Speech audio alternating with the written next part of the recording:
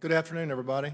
It's right here at 5:30. Let's go ahead and get started. Thanks for coming out for our meeting this afternoon. This is on pet registration and microchipping town hall meeting, trying to get input from the public on process going forward on our existing ordinances and updating them.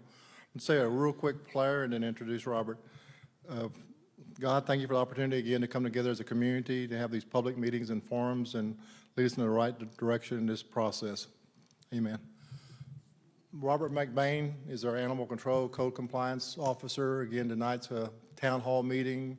We've done some surveying. He's got a presentation and then open up to general discussion. Robert?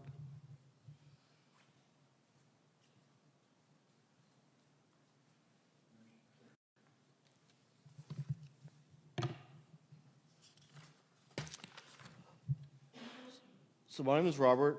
I'm your Animal Control Officer for the city. And what we're trying to do is change the current city ordinance to reflect microchipping versus animal registration. In the past, the way it worked is you'd fill out a form, apply for it, you pay a fee, and then just show proof of rabies, and we'd give you a tag. One of the issues with that has always been the tags getting lost, and of course, the actual database for it. So at that time, it was $25 annually. Every year you'd have to re-register your pet. If they were spay and neutered, it was just a one-time fee of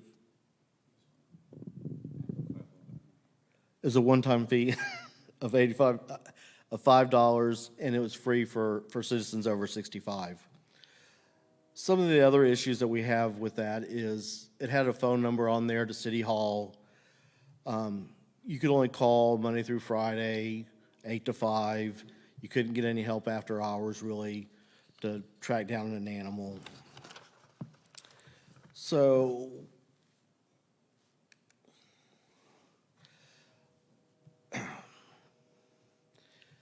that if you lost the tag, you could go to the police department, utilities department, and they put on there the county shelter, but they didn't actually assist us in this.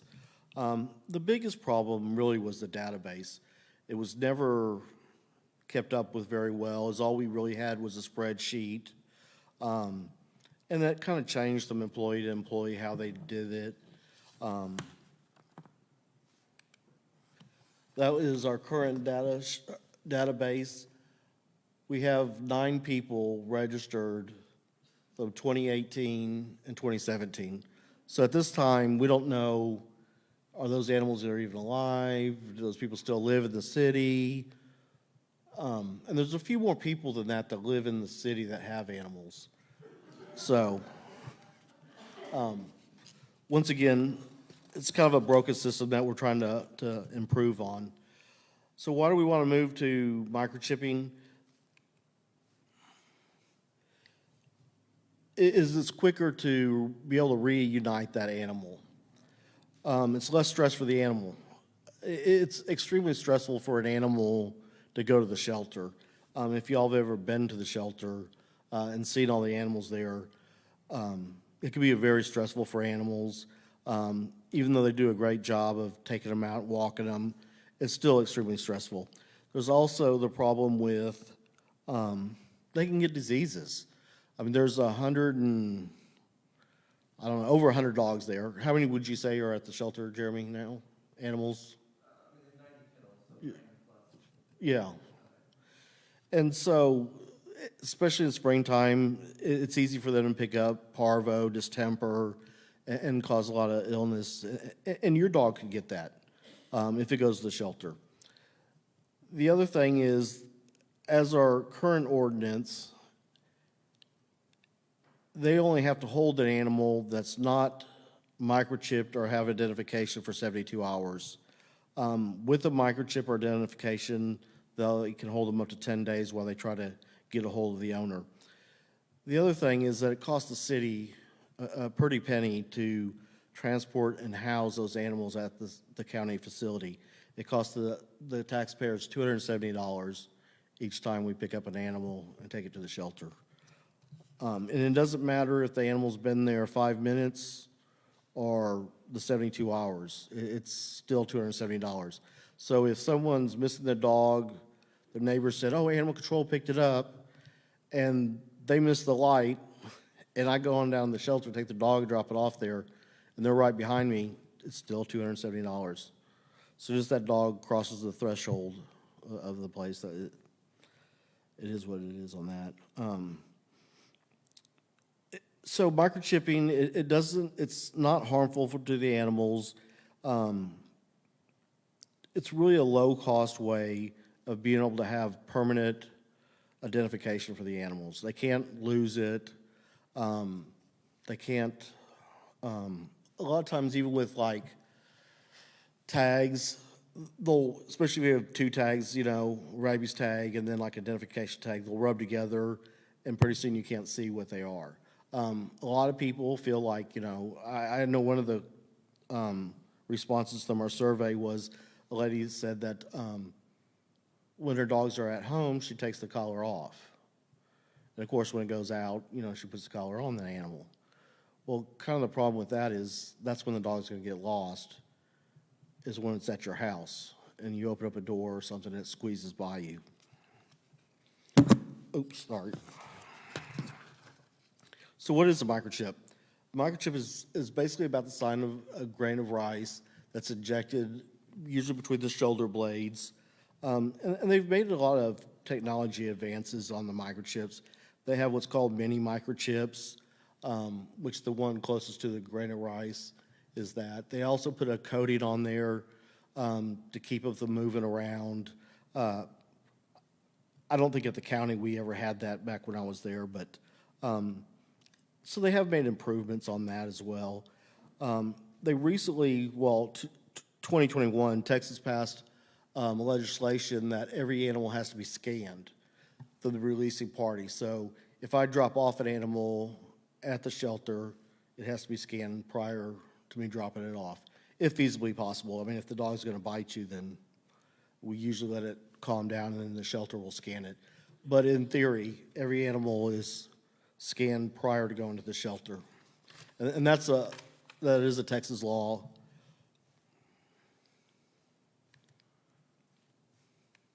Oops. So, how do I play the video?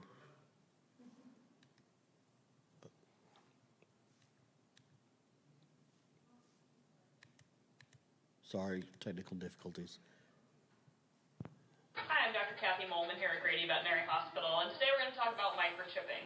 Microchipping your dog is one way to ensure that they have a permanent identification source for them. So in case they lose their collar and they're out and about, if they get out of the yard or, the mailman comes to deliver a package and the dog sneaks out, you have some way to identify your dog. Here at Grady's, we probably see, probably a couple dogs every month at least that we identify with a microchip and are able to reunite them with their owner. So it is a great way to permanently identify your pet.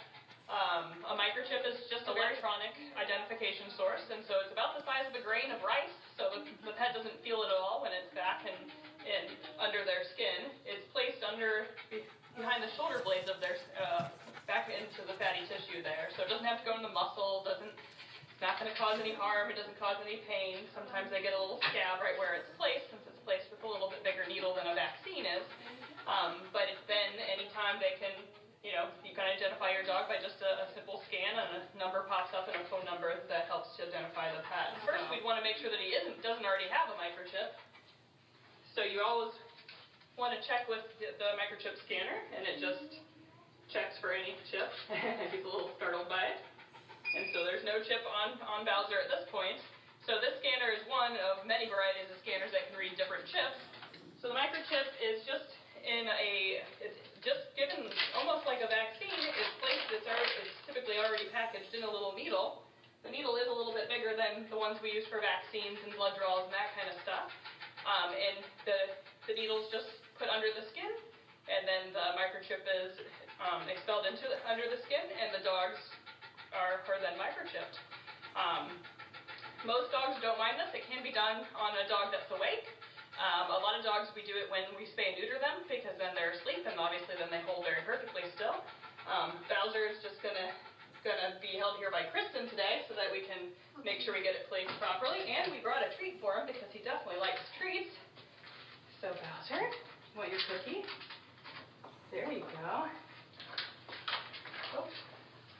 So we're just gonna place the needle under his skin. A little flinch there. And then pop the microchip in. That's it. He wants the rest of his treat. Here's your treat. Obviously Bowser, he felt the prick of the needle for a second, but then he was more interested in the treat than anything else. So now, a lot of times there will be a little scab where the needle went through, and sometimes there'll be a drop of blood. I don't see any blood on Bowser.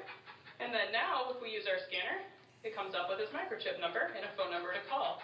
So if your pet would get lost then all the shelters, SBCA, most veterinary hospitals have the scanner. They can just scan it over your dog, and it pops up a phone number to one of the chip manufacturers. You call there. They help you tell them what chip number the dog has, and they will get you in touch with the owner. Now, the important thing to remember is if you get your pet microchipped, you also have to register it to your name and your phone number.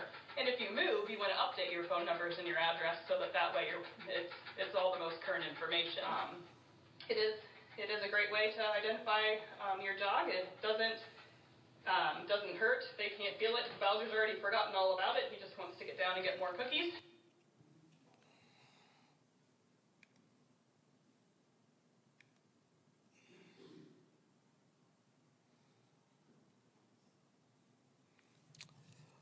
So the process of scanning the microchips is simple and painless, as we saw.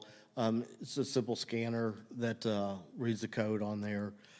I have in my possession, I have one on my truck. I have 2 other ones.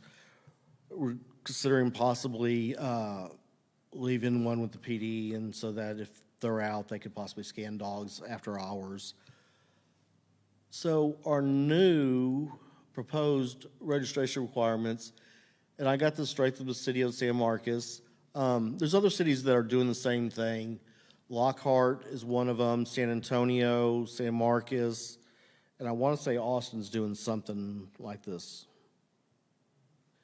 So the new ordinance that we're proposing, that all residents required to have their dogs and cats 4 months or older implanted with a microchip. The microchip must be registered with the owner's current information. Newly acquired pets must ensure that their dogs and cats are microchipped within 30 days of moving to the city.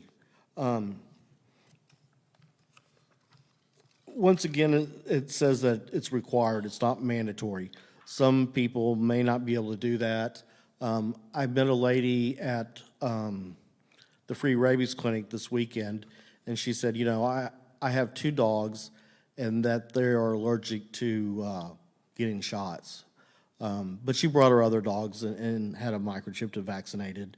And so in that case, she just wouldn't probably do the other dogs. She may have to resort to tag or some other type of form of identification. So does microchipping really work? This lady here, I believe in the audience, Sarah, lost 2 of her puppies. They snuck out. I guess the gate wasn't completely latched, snuck out. She was kind of a little frantic looking for them. They did have collars on them, and I guess they had phone numbers on the collars, but they were so fluffy you couldn't see them, really. They did have a microchip. I did scan them, and I was able to reunite the dogs with the owner. And she was happy.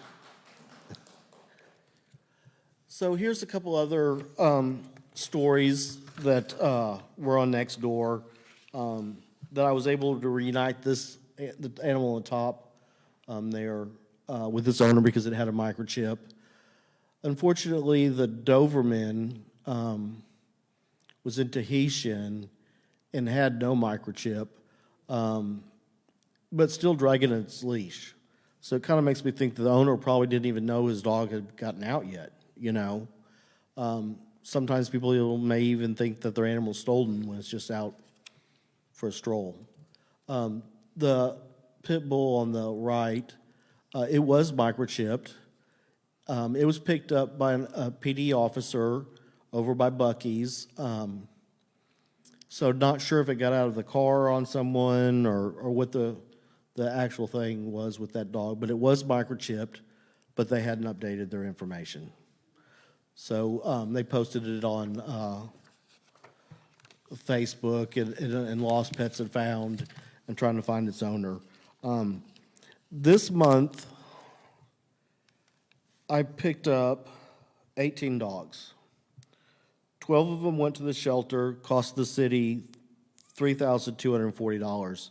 6 of the dogs were microchipped and went back to their owners, saving the city $1,620.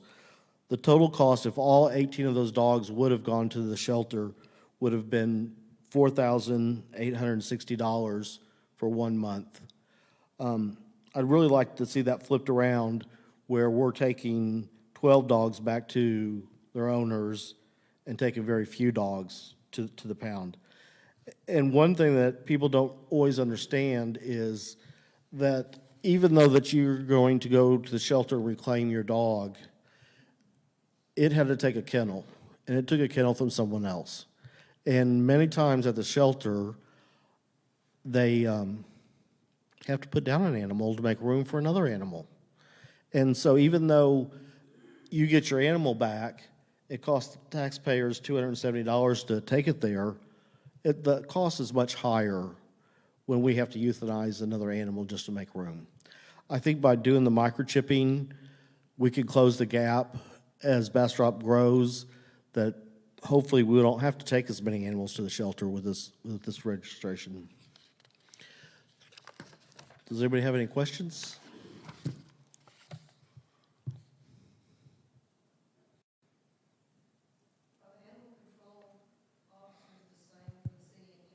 No, ma'am. So even though I think I heard you mention that you live in the county, I would guess maybe at some point in time, maybe if they started seeing the cities are doing this, Elgin's doing this, Smithville's doing this, maybe the county might, jump on board. It may be a few years down the road, but this is a starting point. They've required scanning microchips since 2021. Where's it going to be in another 5 years, We could be, I guess the leaders are, kind of trailing behind.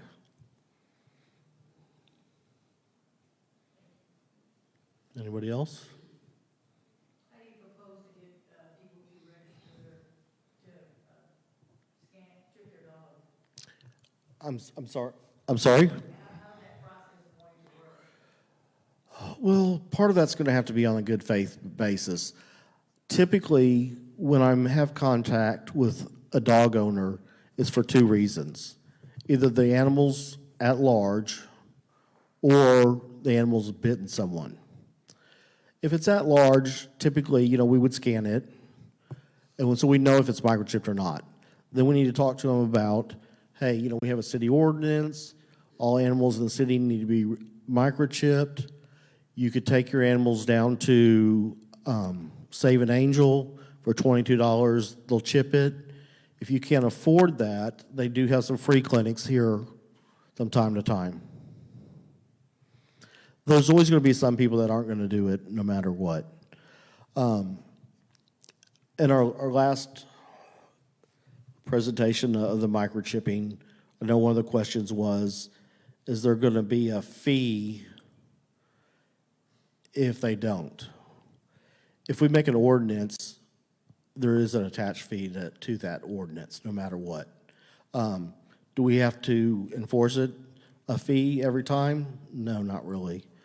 If they're a problem, the dog's at large. That's a violation itself. It could be cited for that. If he doesn't have his rabies, that's a violation. He could be cited for that.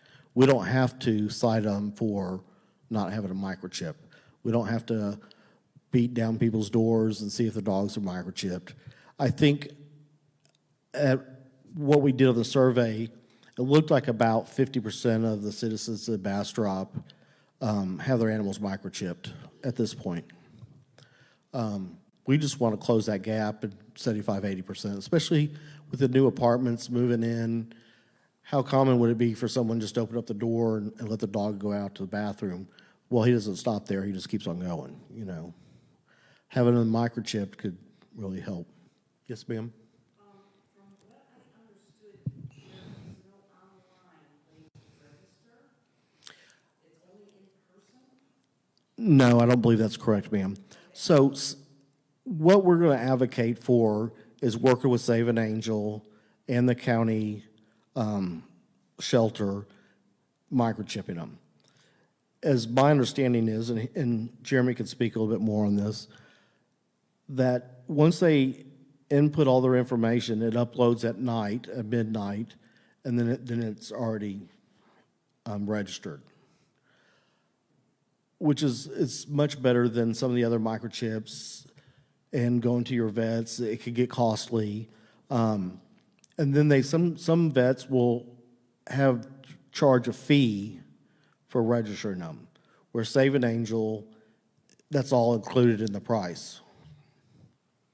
Of course, they have to keep it up to date and those kind of things. Has there been any discussion of how we partner with and cooperate as a city with apartment complexes, new developments moving in, utility companies, all of the interested entities who would want to know you have animals in your building, in your home, in your whatever. So when you move here, right away, you get welcomed, if you will, with, hey, you moved into this apartment, here's your utility companies, here's your this, here's your that, and here's how to register your dog in Bastrop. And with the form right there and the fees that help them understand the accessibility of cheap and easy to get services like this, and the fact that the city's trying to help you make it easy. Is there a discussion to get that going at this point? As of yet, not really. It is a good idea. I do talk to some of the apartment complexes from time to time. They are still under the old registration, which was broken. And then they have their residents, when they come to, fill out an application for residency there at their apartments, and you have a dog, they'll refer them to us to get the animals registered. The problem that we've had is, of course, the database, some issues like that. And so we've kind of held off a little bit on that.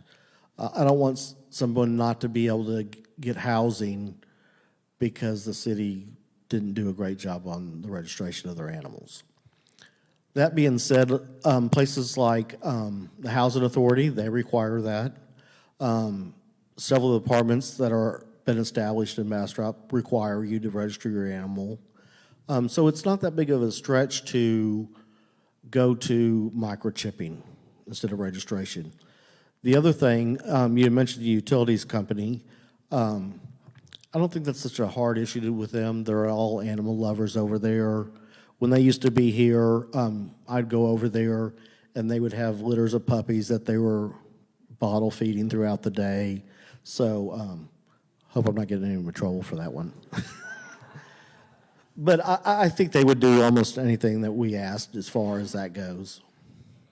Well, and I think, I would just comment, I think it's more a matter of making it easy and seeing that it's a cooperative effort, that we're all in this together to try to understand where the animals are and whose animals are whose. And this isn't coming from such an approach of making you do something and Yeah. making you cooperate with our position.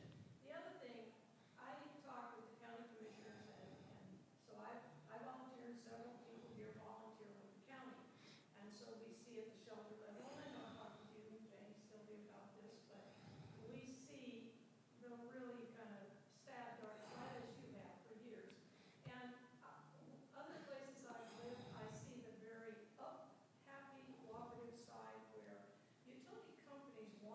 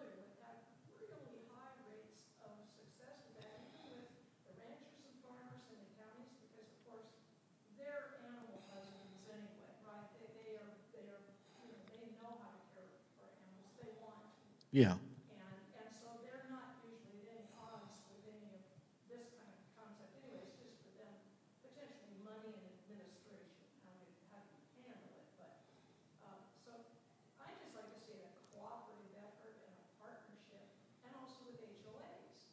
If they're gonna come in and have the advantages of being in Bastrop, it's a great place to live, and they ought to, in that same spirit, say, in our HOA, we require cooperation with this idea, even if they lap over the city, county, or distributed kind of county.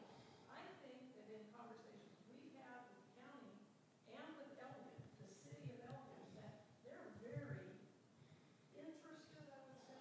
They have shown strong willingness to talk about cooperating with whatever Bastrop does. So, take the lead here on however it does work. And I think that we're going to have voices resonating there to say, okay, that we're another population center. We see the advantage. So that's my input for the meeting. Well, 100% I would have to agree with you. Unfortunately, I'm just one person, and we're going to take a bite of the pie, one bite at a time, and I think we're going to get there. That's the plan. I mean, I've only been here a short time. I've known that we've had issues, and it's just trying to go down the list and see which ones are the most important that we need to deal with right here and now. So yeah, I think I would like to sit down and with Sylvia and you and whoever, and get a good game plan together for that. I'll try to help with it as long as I can. Any other questions? Currently, if you pick up an animal within the city of Bastrop, it doesn't have identification, you take it to the shelter. When that owner goes to reclaim that pet, my understanding is that pet is getting microchipped by current ordinance through the county. So if the animal does end up as a stray, it's coming back to them microchipped then by default. Is that correct? That is correct, and they have to show proof of rabies within 10 days too. I think, if I'm not mistaken, on the county, part of your reclaim fees includes that price of that microchip. And you don't really have a choice in the matter if your animal's not going to be microchipped. The only one that I've ever really seen that didn't get microchipped was I picked up a Chihuahua that was like 19 years old, and that was, I think he was blind. I don't know how it even got out. But the people were moving, and, obviously they had the dog for 19 years. And at that point, I asked the county not to go ahead and microchip it.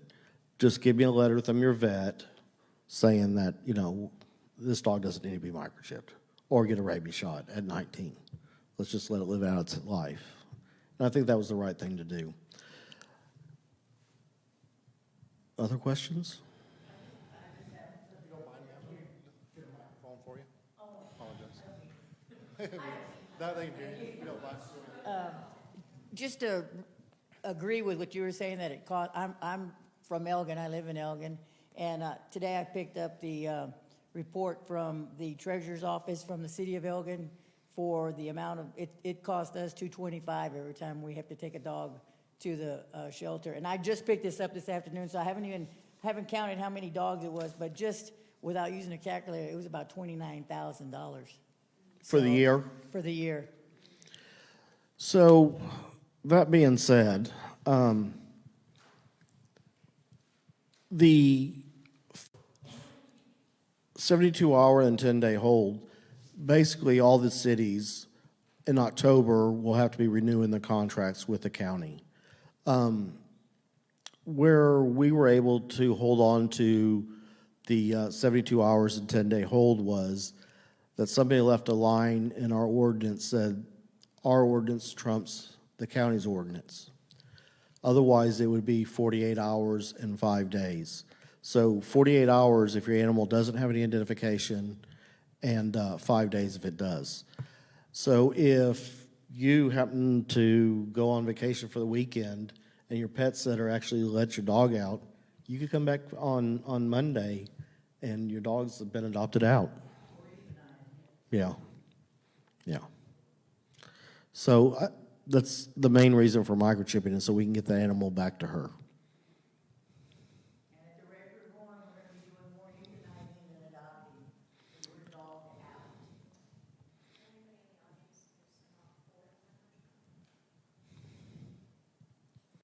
Is there a question, is anybody against the microchipping or concerns with it?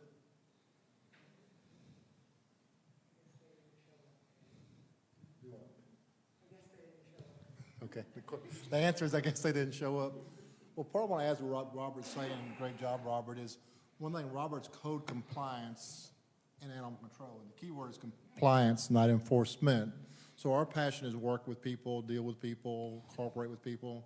Sylvia's done a great job of relationships when she came here as city manager, part of city council. We work with the county, we work with the school district. I mean, part of our process, we want to educate the public. But part of educating the public, we have to come up with the rules, the procedures to educate them on, and that's the struggle. We have an ordinance that's, I started Seguin in 1980s. This is a 1980 ordinance, and we have technology. And part of the deal that came up with a friend recently this weekend is not only benefits citizens, it benefits really everybody who has a pet. And part of the deal, I had a friend who had a very valuable dog stolen, and about 3 months later, he recovered it because that person sold it to somebody else. They took that pet to a vet just to have it checked, but when they ran the microchip, it came stolen from a friend. So through that process, not only protects pets that are lost, it protects pets that are stolen, whatever, et cetera. So it's really a good program. And again, back on cooperate, once we get this through city council, we will work with the different departments. We'll put stuff on our Facebook page. We'll get with the county and try to, school district and get everybody informed the benefits of this, not microchipping inside the city, just microchipping in period. So I don't live in the city of Bastrop, I live outside of the county. But the place that I moved from, and I was an elected official there, we did twice a year, we did rabies clinics.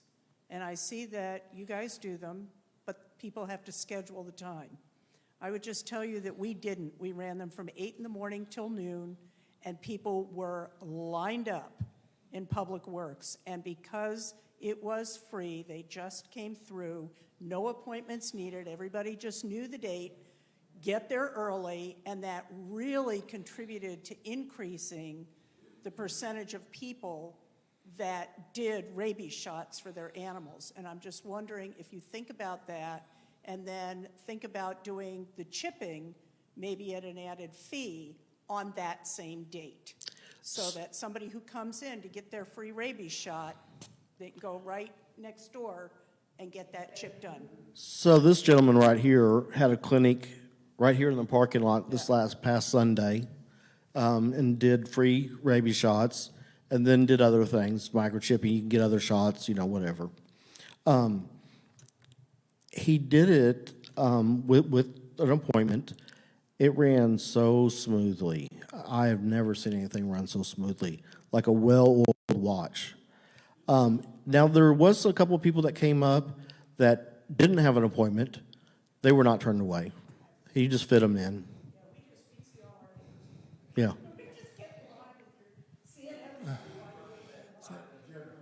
But if you don't mind, part of the partnership, again, the city is we working with Jeremy. Let Jeremy explain what we do. Robert was acting this weekend. Again, the goal is to build partnerships. I'm going to let Jeremy explain what he's doing. Robert came in this Sunday and worked with them. And part of the discussion was if people want to donate money, they can't afford, donate money to this organization towards specifically microchipping. And then, if you don't mind, Jeremy, explain who you're with and what you're doing. Yeah, absolutely. My name is Jeremy. I'm the executive director of Save an Angel. We're a nonprofit animal welfare organization here in the community, and we've partnered with the city to utilize the parking lot here at City Hall because it's a perfect centralized location for access to care. And our mission is truly rooted in access to care for all pet parents, and essential wellness, basic veterinary care, rabies vaccines, microchipping, distemper parvo, things like that. And we host clinics here once a month now. And our last clinic this past weekend, we did about 75 animals in about a 4-hour period. And we did all vaccinations, microchipping, deworming, heartworm testing, preventatives, a full level of care. And all rabies vaccines were free and all exams were free. All other services were low cost. And we average generally about 75 to 100 pets at every clinic that we host. So, and we're always in need of funds to be able to facilitate these types of events, as well as volunteers. The more volunteers that we have, the more resources that we have, the longer we can run these events, the more frequently we can do them.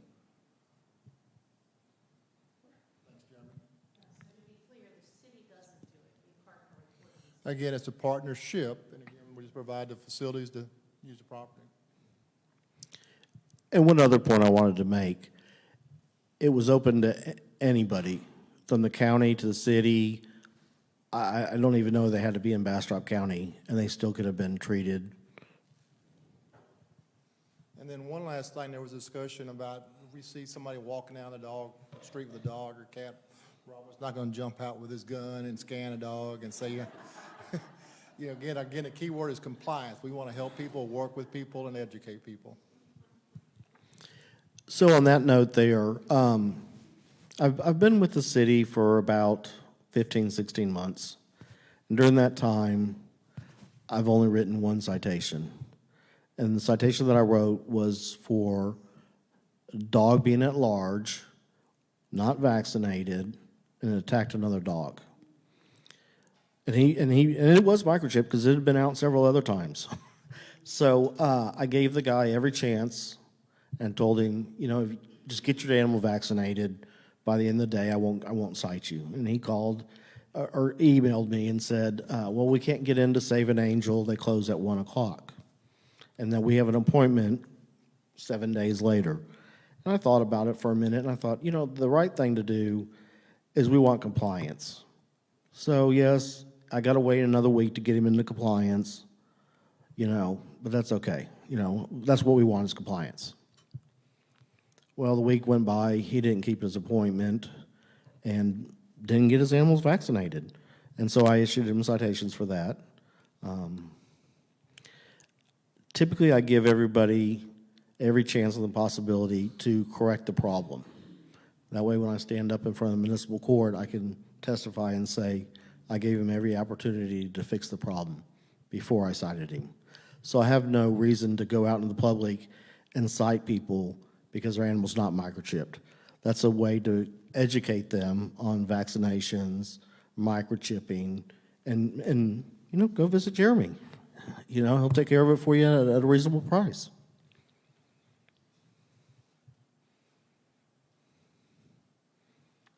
Anybody else? This was much easier than last time.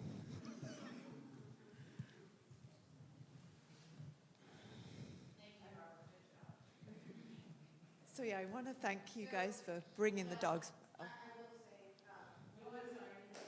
No, for bringing the dogs back. And I think what you're saying is great. The way everyone's saying is about just that partnership and that understanding. Because I mean, people generally want the dogs back. They've been out. You know, we've been out all day, and I was so grateful because he came back at 10 to 3 when I had to pick my son up, who had been texting me all day. Are they back? Are they back? Are they back? And I think an older lady had picked them up who hadn't seen their collar. And maybe kept them for a few hours, probably played with them because they're annoying and cute. And I would say to everyone, just don't get little dogs because they run, and just get big dogs from the pound. They're much better in my experience. Don't get little ones. But then it was just a great experience, and you guys were amazing and super helpful. And so I think knowing that that's in the community, like since then I've talked to a few people about it. And my child's teacher told me that she had a tiny dog who went missing in a storm when a sitter was watching it, and they thought he was dead. And 2 years later, somebody found it, and they scanned it and called her and said, we found your dog. And she said, no, it died 2 years ago. And they're like, nope, it's right here. And so it must have, you know, someone must have looked after it, and then it had escaped again. And so you know, I think once people realize the success stories and that it's better for everyone, and obviously it's better to not have to go and get your dog from the pound. Everyone, you know, doesn't want to hang their head and go and get their dog from the pound. So I think that's just what everyone's been talking about. The cooperation is huge in it. So. I just wanted to raise the concern because that's why we're here. There was a concern about being forced to do something. And the forced, when you take into account the force, what we're actually forcing is the rest of the community to pay for the pet owners who don't necessarily take care of their pets. And, you know, he told you 12 dogs, $27,000 or whatever it is that we're. That was a month. $270 a dog per. And then what are the pros and cons to that? And the pro is we could spend a lot less amount and put the rest of that money into spay and neuter programs, into helping folks who perhaps can't afford to spay and neuter their pets, or helping folks become responsible pet owners is the biggest win out of all of this. So I'm sorry those folks who don't want to chip their pets didn't come, because I would have loved to hear some of that. I know we're in Texas, and I know folks don't like to be mandated to do anything, and a lot of what I heard is we're turning into Austin. Well, no, we're not, because Austin endeavors to be a no-kill, and our shelter is killing because they're running out of room. And when a shelter has a mass whooping cough outbreak or a mass something because most of the animals are not vaccinated, do you really want your pet that you care for who ended up at the shelter to be a victim to some of that? And I would think wholeheartedly the answer is no. So I'm glad the positives far outweigh the negatives in this concern. And again, it's trying to be a partner. Do you have a proposal for advertising, for promotion? So I love the idea about the utility bill. I love the idea as people come and establish. I love the idea as developers come in that this be a part of the HOA rules. Love all of those things. And Jeremy's going to help push it out. We'll continue to push it out on social media. We'll use our community impact front pages and just keep pushing out. And again, Robert's not going to go knock on your door and ask if your pet is microchipped. He's not going to do that. We want voluntary compliance, and so hopefully that's what we'll achieve. And My yard's not fenced, so I walk my dogs on a leash in my yard. And you said you had how many animals dumped? Well, I have 3 dogs and then I have 4 cats. And I'm feeding 2 male cats that live somewhere in the neighborhood. Are they fixed? All of the females are. The 2 male cats that are not mine, I'm not 100% sure. These ladies here had double-digit animals that they're taking care of that somebody dumped or are trapping and trying to spay and neuter and take care of. So super, super, super big problem, not just in the city, but throughout. And so hopefully we get a handle on that. Well, I would just comment for people to know most everyone does. I think my voice is so loud. Probably most people know this kind of information, but in the county, if we didn't have an extensive volunteer network, and I mean really several hundred people who actively participate in all aspects of care of the animals and also contribute thousands and thousands of dollars themselves, but these people foster, nearly every one of them foster animals, and it's not unusual. I'm a foster, all of us sitting here are, and it's not unusual to get a call and say, could you please just take 3 tonight for a week or something to alleviate the burden on the kennels so that they don't have to euthanize, more rapidly than anyone wants to, because again, they're great folks. They're trying to keep animals and treat them well, and they certainly don't want to euthanize somebody's pet. So they don't apply the rules in some mechanical, uncaring way. There's lots of help going on to care and to apply it logically and reasonably. But that's how big a problem it is, and why sometimes the 10 days, even that just can't happen any faster, and other animals are being lost in the meantime. And it's random, they're animals, so sometimes a single week can bring 40, 50, 60 dogs alone. I know my friend Maggie traps 20 dogs or cats at a time in neighborhoods all over. So it is a large problem, and I love that we can talk about the city, what we can do here, and it's doable. It's completely doable and reasonable, And I think it can be catching to other communities pretty easily with the success that I know will be seen here. For anybody who's listening, if you travel with your pets, as I do, get them chipped. I travel with 2 cats every summer, and they have their little travel vests, and they have their little leashes, and they slide out of them. And so if you travel, you know, you could be in, like I travel through Kentucky, Pennsylvania, New York. You know, it's good to have them chipped because no matter where you are, it's not just here in the city. You know, no matter where they are, somebody will know that those are my cats. I managed a coastal community that was a vacation community, and folks would leave their pets because they were trying to get the pet back, and the pet got out, and it's time to leave, and yep, and so our kennels was full. I just wanted to give survey results right now. We had 169 responses, and 51% right now currently use a microchip, and 38% currently use a collar with an ID tag. 88% said they think microchipping is an effective way to reunite their pets. And when asked if your pet is not microchipped, what is the main reason? And the main reason that was selected was other, followed closely by the cost is too high. So therein goes, I'd rather put money into helping chip, spay, and neuter than having to pay at the local kennel. And then I think one of the super important questions was, do you regularly update your pet's ID tag if that's the method that you choose? Overwhelmingly was no. And it's really just don't think about it, kind of out of sight, out of mind. So, and as I say that, I'm thinking, I don't think I've updated Jack's microchip. My phone number's the same, my address has changed. Thank you. Doc, do you have anything else to add? Robert, do you have anything else to add? Yeah, I just wanted to mention one little quick comment. So even, let's say the animal gets to the shelter, the first thing the shelter does is vaccinate the animals for parvo, distemper. The issue with that is, and Jeremy could be maybe, it takes like about 7 days for that to kick in, is that correct? Yeah. So even though that they go to the shelter, there's still a chance that they can break out with one of those diseases or another one, you know. Even though that they do the best that they can at the shelter, we want to try to prevent that. Them ever going to the shelter, really. Anything else?